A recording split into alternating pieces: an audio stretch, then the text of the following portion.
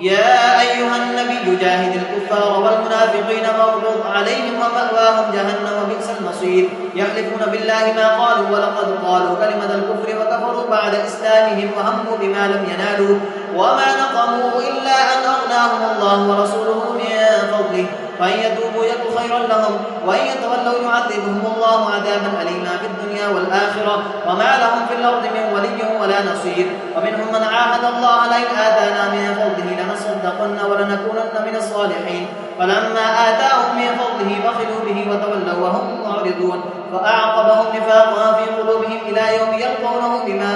بما أخلفوا الله ما وعدوا وبما كانوا يكذبون ألم يعلموا أن الله يعلم سرهم ونجواهم وأن الله علام الغيوب الذين يلمسون المتطوعين من المؤمنين في الصدقات والذين لا يجدون إلا جهدهم فيسخرون منهم سخر الله منهم ولهم عذاب أليم استغفر لهم أو لا تستغفر لهم إن تستغفر لهم 70 مرة فلن يغفر الله لهم ذلك بأنهم كفروا بالله ورسوله والله لا يهدي القوم الفاسقين